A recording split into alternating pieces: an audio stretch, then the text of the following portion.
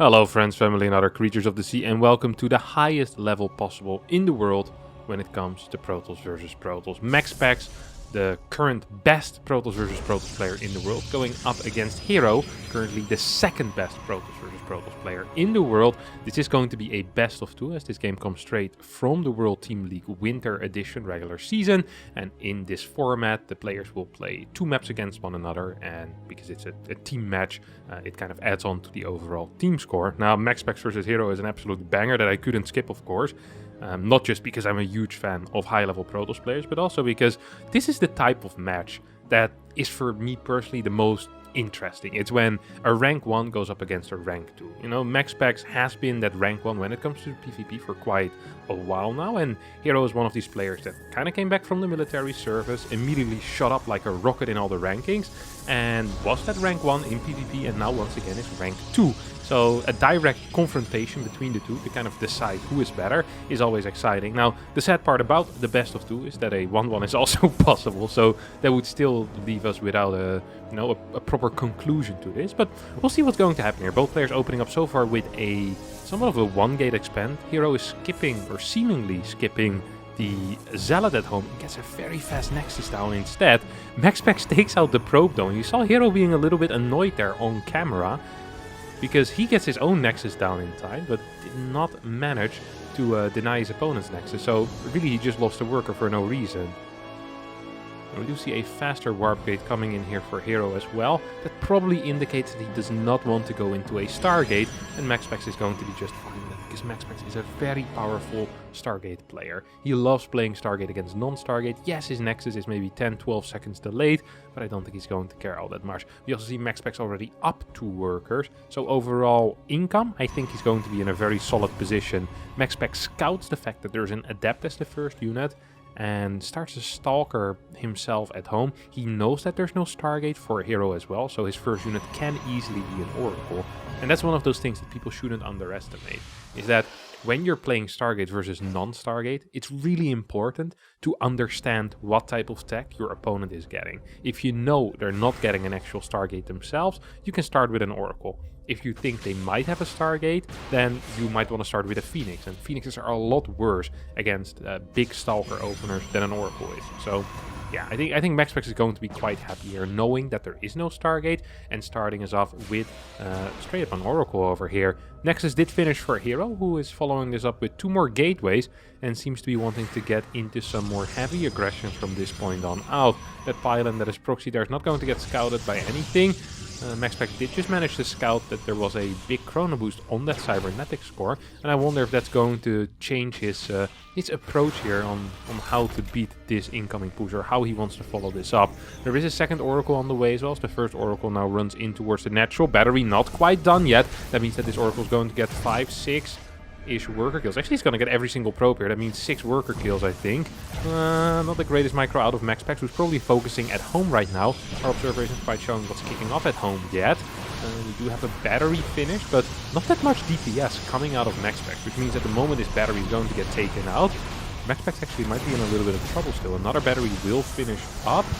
There's going to be 3 more Stalkers warped in here. Pylon for the full wall is also locking out that Stalker, or pretty much denying the Stalker from going back behind the wall.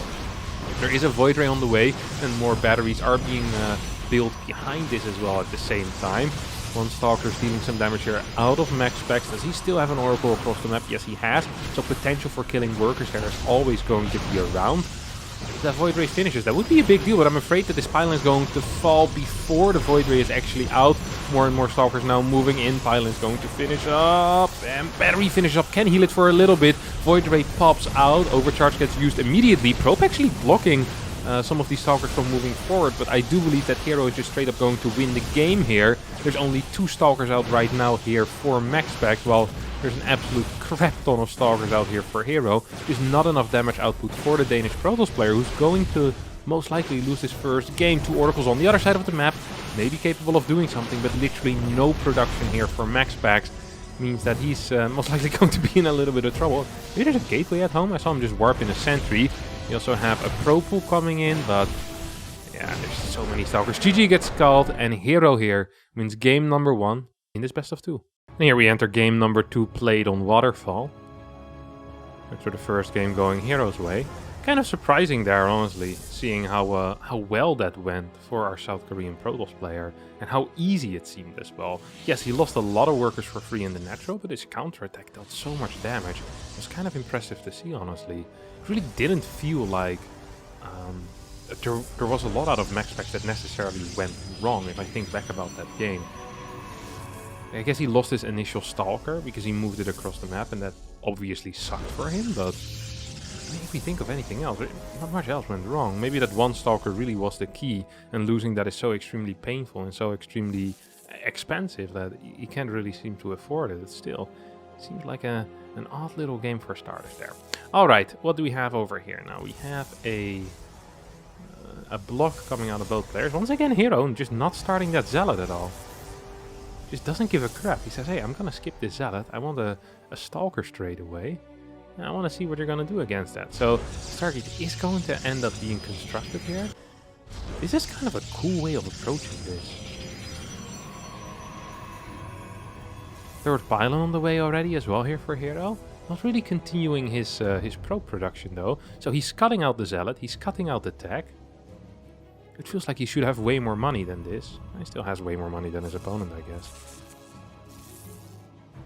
I wonder if we saw a chrono boost out of MaxPax yet. I think he might have seen it. Ooh, look at that. Max is being constructed on the third base location here. That's kind of wild, isn't it? Oh, PP.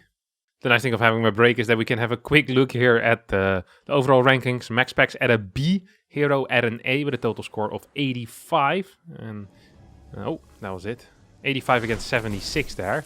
The game seems to have continued with us. Wait, oh, herO did build a Zealot. I completely missed that.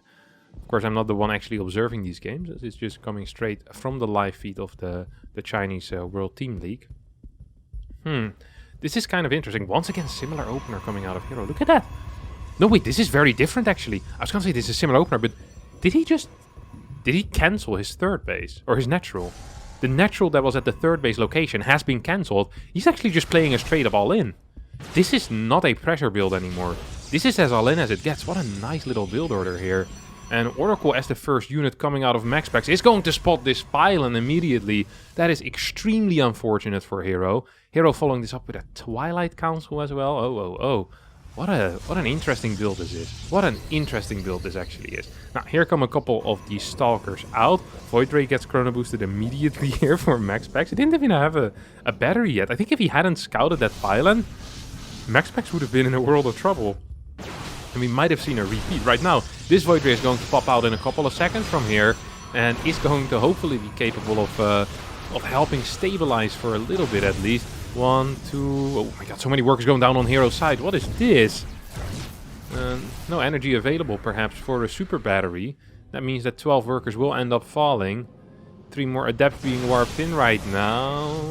Second Void Ray. Wait a moment, that second Void Ray pops out though. That's going to be a big deal. Adept Shade blocking the other Adept Shade. Don't forget, in order to block someone's Adept Shade, you need to put your own Shade there. This Adept is just barely going to survive as well. All of these Stalkers are going down, and it feels like this is pretty much it. What an intense 2 games this have been. Very, very short. It's not completely over yet, as herO continues putting on pressure, but with the second Void Ray out. I'm just struggling to figure out how herO is planning on winning here. Even if he kills 10 workers right now, like these Adepts are going to die. There's double Nexus production as well. There's double Chrono Boost available. There's no follow-up attack. We saw a Twilight, but I think it might have been cancelled at some point. There's still an Oracle on hero's side of the map as well, which can always provide some value. Wait, is this actually the third Void Ray out already, or is this the second one? I'm not so sure now. I think this is the second one out, with the third one about to pop. And 44 supply against 32, with 21 army supply against 16, doubling the income, or at least doubling the worker count here, is MaxPax as well of his opponent. I just find it very difficult to believe that herO is ever going to get out of this hole that he dug for himself. Getting that pylon spot, it was such a huge deal there. Such a huge deal. Cybernetics 4 is in a bit of trouble, but triple Void Rays are out, and currently there's only 9-8 Stalkers or so. Yep, herO's going to tap out GG, and after a mere 9 minutes, this match of Titans is over and is indeed going to end in a 1-1. That is going to be it for me today. Thanks all so much for watching. Hope you did enjoy this rather short series. And I'll see all of you next time. Thank you, and bye-bye.